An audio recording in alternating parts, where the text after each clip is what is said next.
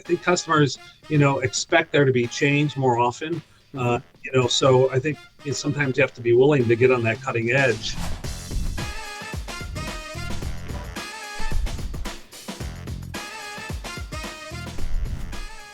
Hi, I'm Russ, and this is the Memory Makers Podcast, the show that helps you create amazing customer experiences and make more memories. And breaking, we have a special guest interview today. I'm not joined by Danny Gruning. I'm joined by Mr. John Losito of Sun Valley Lanes. John, how are we, my friend? I'm great, Russ. Thanks for having me. It's an honor and a pleasure to be here. Oh, well, I don't know about the honor part or the pleasure. We'll wait till we get to the end of that. You're setting the bar too high for me. But I'm so excited to get to talk to you. Over the years that we've known each other, I don't get to see you as much as I like, but it's always so much fun when we get together because just of how I see who you are and how your team approaches the business. For those of you who don't know, Sun Valley Lanes is in Lincoln, Nebraska, and it is by far one of the top centers in my mind as far as a team that operates on taking chances, trying new things, pushing the envelope, but also doing the basic things brilliantly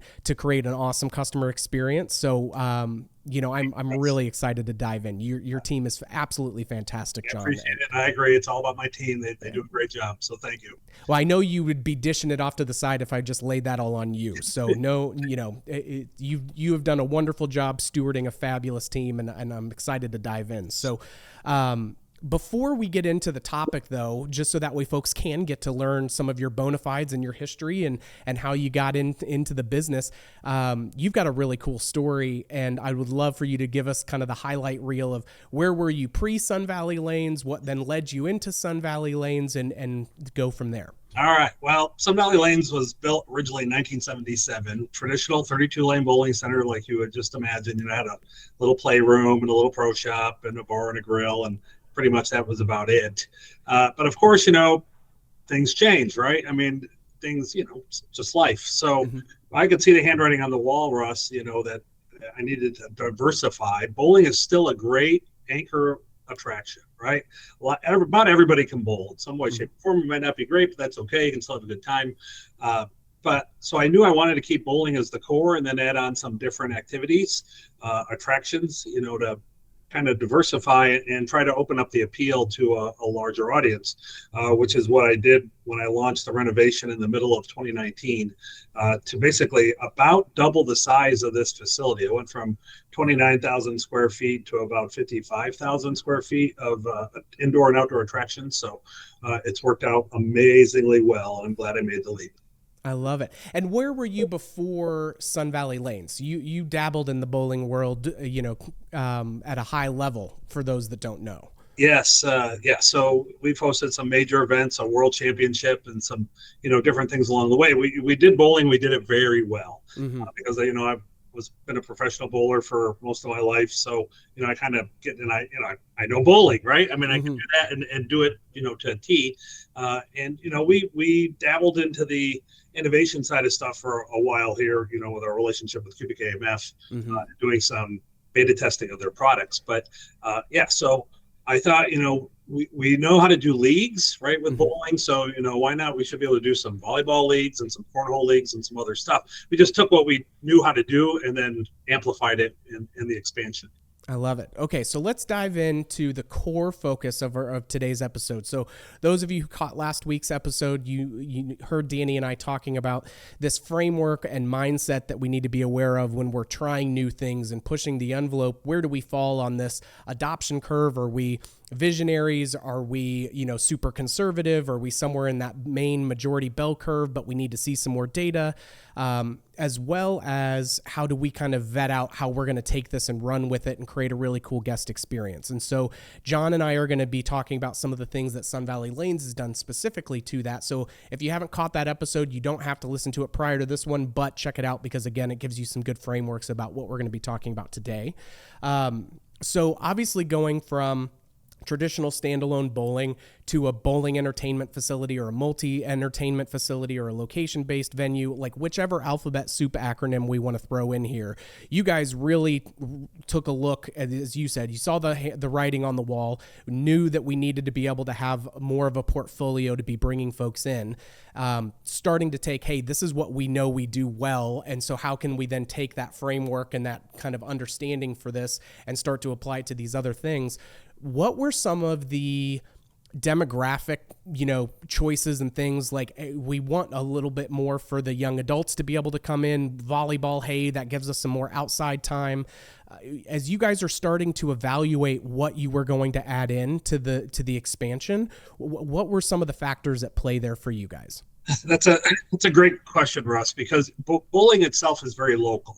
I mean, you have your local bowling center, and it kind of draws within a very specific location, within a range of that facility, and it's kind of built around the nature of the type of business that it succeeds in. Some are more open play focused, some are more league play focused, but at the same time we thought, okay, in bowling we are kind of appealing to a lot of the traditional middle-aged type of customer and some youth.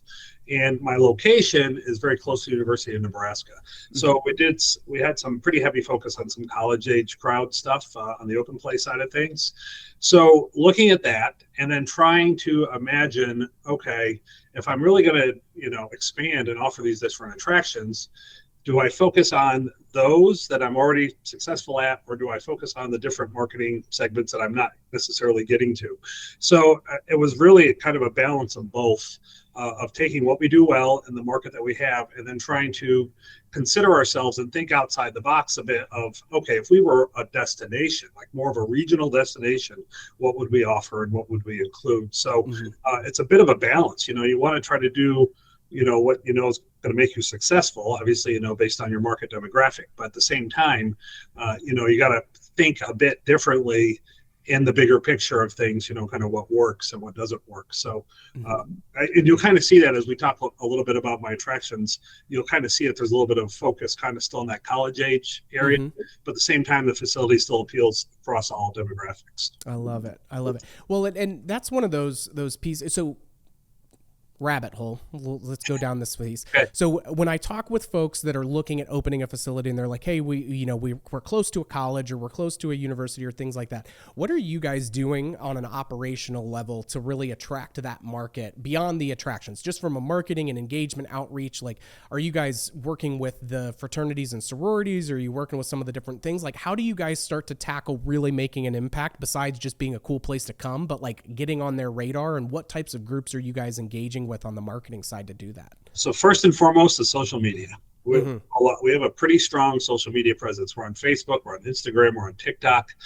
We've made these different type of videos that involve my nemesis Wobbles, which is our mascot. He was always causing me more headaches than anything else, to try to, create a bit of the following. So with that, then when we do, promote some of these college nights and these college events, we try to make sure that we have information always available for the fraternities and the sororities, and we do a bunch of the the mother-daughter events, the father-son events, or the father-daughter events, depending on what's going on,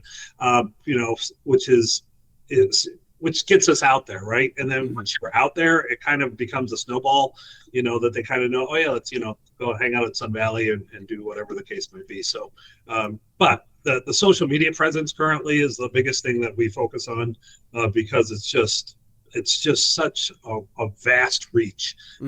It just gets out there. It's crazy. Yeah, that's how social media works. And then are you guys doing like specific programming of like, hey, Tuesday nights we're doing specials kind of geared towards that stuff again, just to kind of pull them in a little bit more? Are you guys doing any kind of lockouts or anything like that with those groups? For almost 2 decades, we did something called Quarter Mania, and it's funny because I see people that are my age, and they're saying, "Yeah, my kids went out there and did your Quarter Mania," and I'm thinking, "Oh my god, I did it, they did it." I mean, it's kind of spooky that that I had that length of run, but you can't charge anything for a quarter anymore, so we had to morph it into something else. We're doing something now called Crazy Eights, which I was going to say $12 Mania now. Exactly.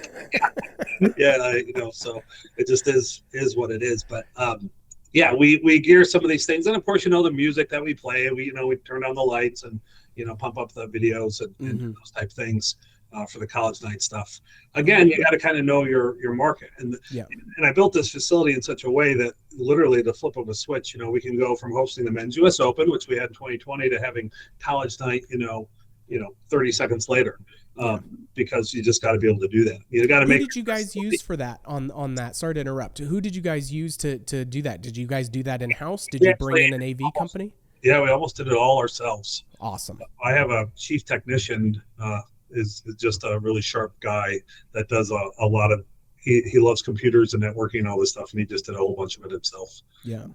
Oh, that's awesome. Well, and I have used Sun Valley Lanes as this beautiful example as folks that are going through a transition process, and like the before and after photos of what Sun Valley Lanes was before, and then that modern, like, cool contemporary look that you guys have. It's just you guys have done such an incredible job with all of that. So, tell me a little bit about, you were one of the very first customers for Lucky Putt, which we do, as well as Hyper Bowling as well. Talk to me through as when you know that you're going to be one of the first, and you have a comfort level being earlier on that adoption curve. What are some of the things that you're trying to poke holes into those new platforms or products then to make sure that, you say, hey, yes, we're going to be able to take this bull and ride it. And we feel comfortable in our ability to do it. Obviously, you've got some really switched on cats in-house to be able to make sure that you're doing that. But how are you guys as a group talking through those things, making informed decisions? Because even when we were going through Lucky Putt initially, like, you had staff members in, like, this was not just a it runs through me piece. Like, you had team members across the board in a variety of ways. So how does your team start to deconstruct that spring roll and see through, and take it with a grain of salt coming from a salesperson, but you never want to ask a salesperson or a barber if you need a haircut, as Jeff Gebhardt says. So how do you guys start to really make sure that what's your litmus test to get through some of those new and cutting edge things that you want to bring? Okay, so let me give you the background quick. So, we beta tested for cubic AMF now for almost 30 years. And that started out of necessity. They had a product in here in the mid 90s, AMF did, that just didn't work right. And I was reporting these issues, and finally, got to a point where somebody was like, well, this guy seems to know what's going on. Let's have him try to help us, which got me into the door. And then I've been doing that testing ever since. So we've developed a bit of this culture, and our reputation is people kind of know that we're on the cutting edge and are willing to accept the fact that we're on the cutting edge because we've been doing this for so long. Now, with that comes, you have to have patience and understanding and be willing to go above and beyond on your own dime of taking care of the customer when stuff goes wrong. So it's the good with the bad, right? I mean, there's a lot of work to it. There's a lot of reporting. There's stuff you got to, keep track of and get back to the manufacturer, to say, hey, this isn't working. So you got to make sure you have a relationship with the manufacturer in order to be able to do that. But with that being said, it's 2024, right? People kind of expect technology. I mean, it changes all the time. I mean, from the time that I'm a kid, to where I am now, I mean, it is night and day, what I've seen from the first Apple II computer I worked on in middle school. Enough technology on my phone to blast the space shuttle off. I mean, it's just, it's crazy, right? So I think customers expect that today. I think customers, expect there to be change more often. So I think sometimes you have to be willing to get on that cutting edge, to kind of bring that experience to your guests. But with that, you got to be ready for, and be able to deal with the situations when they come up.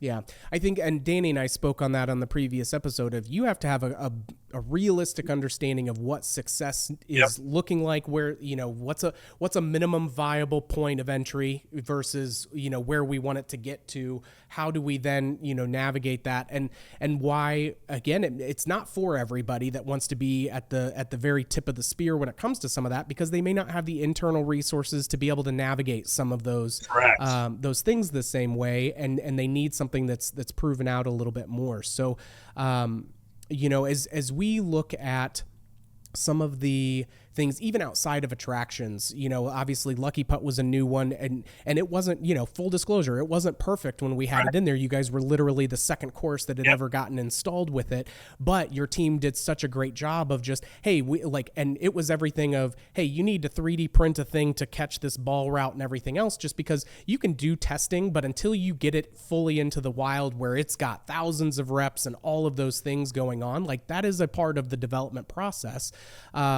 But it also comes with a lot of benefits of being first to market, having new things to be able to do it, and knowing that you've got a team that can go that route. Beyond attractions, what are some of the things that your team has looked at, kind of being more forward thinking with, whether software or technology or other tools that are in the mix as well that have had an impact for you guys? Yeah, and of course, you want to try to make it as efficient as possible, not only for your guests, but for your team members also. So, we're always working on the software side with Cubic AMF and doing some of their relationship there. We're looking again, at trying to combine all that because, still a bit today, there's still a bunch of disconnect between all these different software programs, so we're investigating some possibilities there to try to do some of that, and when it comes to something like that, you get faced with this new concept, you got to look to say, okay, where is it at? What can it do? What's going to be the potential outcome? Is the benefit going to outweigh the cost of getting there?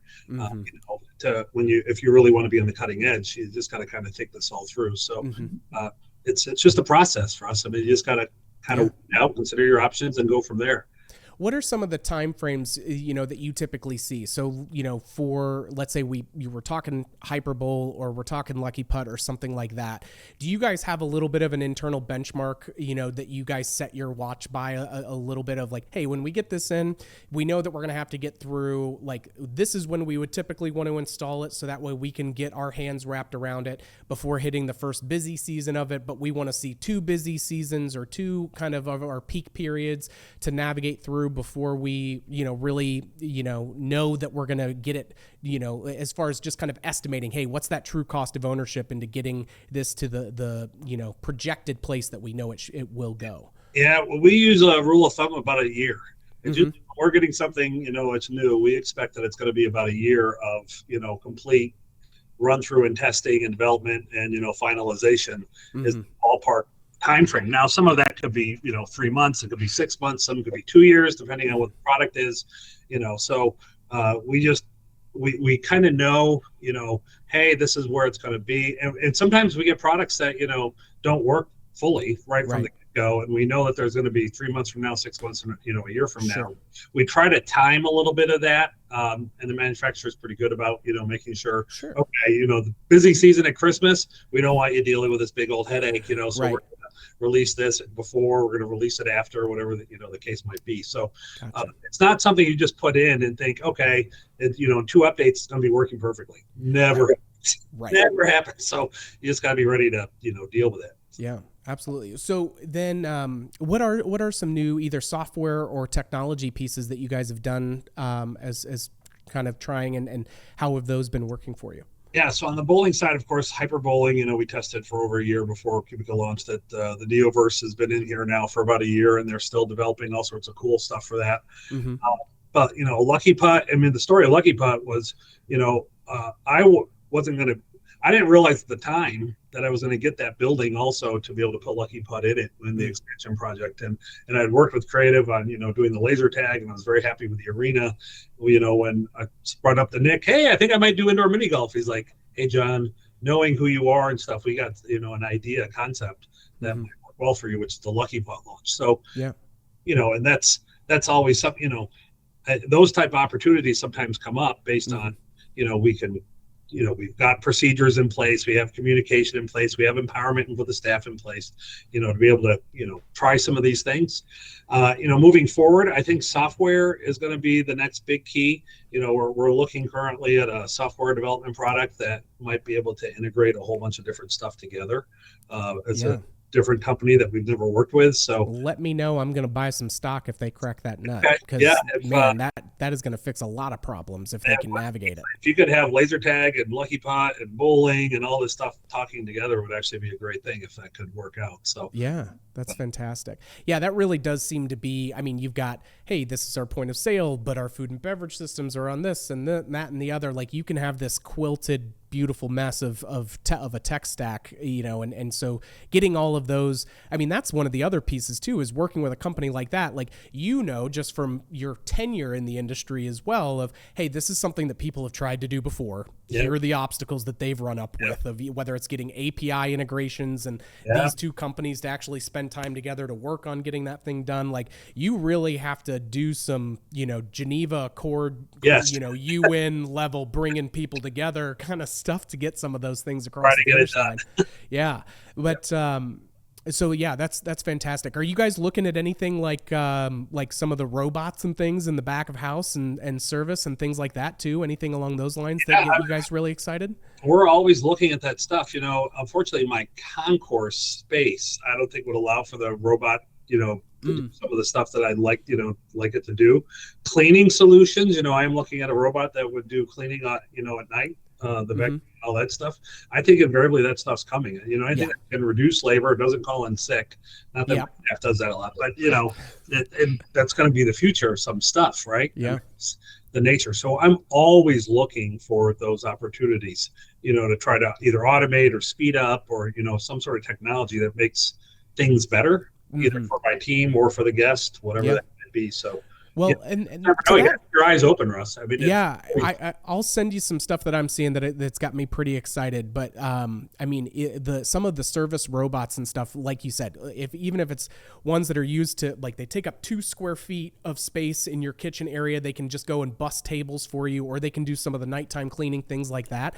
In my mind, because when I talk with folks, they're like, well, we don't want it to impact our guest experience negatively, and to your point, it's like, they don't call in sick, they don't do this, and it allows you to have a really cost efficient solution to handle the non-white glove guest engagement things, to free your staff up to be more impactful and have more of that FaceTime where they're shaking hands and kissing babies, and doing those much more important emotional touch points with the staff. Like, that's the part that gets me really excited about what that future looks like as well. So I definitely think that that's going to be something that takes a big, step forward for us as an industry as well, because it just helps us really we know labor costs are going to go up. They're going to continue to go up. It's like, I don't know many people that are only paying minimum wage these days anyway. So the fact that that's going up, like all of that stuff, it's like, well, we've had to outpay minimum wage anyway. So, that's nothing new, but now we can take that premium budget line of labor and really have it stay focused on the things that are going to get more repeat visits, more per cap spending, all of that, all of that stuff that goes along with it. So, kiosks for us are a good example of that. To be able to do kiosks, I think that's going to be a bit of a swing into this industry. Some the team member that was, taking the orders and serving the soda before is now just serving soda. So for him, it's a better interaction with the customer. He's not nearly as stressed. I mean, there are some things I think that are coming technology-wise that are basically in centers now that I think are going to start to adapt that, start to change and bring some of that to fruition. I love it. So as we get to our kind of wrapping up point, which I can't believe time is flying, but before we depart, I would love to get a little story of, hey, did you have a favorite mistake or lesson learned, to put a more healthy emotional label onto it, that you have, something, hey, we tried it, it didn't work, but it allowed us to now go forward and do X, Y, and Z. Yeah, people, sometimes say, "Man, I wish I could beta test," because they think it's stuff for free or whatever. I mean, you're still paying in more ways than one. I tell the crew we had our big scratch tournament. We have an annual scratch tournament, and an update had come to improve an experience for the bowlers to be able to see their standings, and I activated it on basically all the extra monitors in the building, not realizing that would cause the server to just go crazy and bring us to a screeching halt. So. The tournament basically had to keep score by hand for all 32 lanes. It was a bit of a disaster, and I then went and basically gave everybody a half price entry into the next year's event, which, cost me a lot of money, but it was just the right thing to do. So it's when these things come up, it's really about, empowering, the staff, or in whatever case it is, my case, just making sure the customer's taken care of. Customers will understand that, things are new and stuff happens, right? I mean, it just is what it is. But making sure that they're taken care of is the difference between, allowing that culture and that success to occur as a beta test, or being on the cutting edge to making it the worst experience ever for the customer. So just make sure you empower your staff to make it right for the customer and treat people the way they'd want to be treated. And if you just do that, invariably stuff will be okay. I love it. You go ahead and drop that mic, sir. That was spot on. I love it. Absolutely. Thank you genuinely so much for your time today. I'm so glad that we got to connect on this, and looking forward to seeing all the fun new things that are coming through y'all's way, and let us know if there's anything that we can do to help in the meantime. Thank you all for joining us and listening. If you like what you heard today, make sure to give us that review. We always appreciate the 5 stars if you feel we've earned it, and please and thank you for those. And if you have an idea for any future episodes, more deep dives, if you demand that we have a John Losito episode 2.0, we shall do it. So keep us posted on anything that we can be bringing to the table as far as content and interviews that you guys want to hear. And big shout out to Mikey Mike, as always, working the 1s and 2s on the Ultranet for us. And we will see you on the next one, Troublemakers.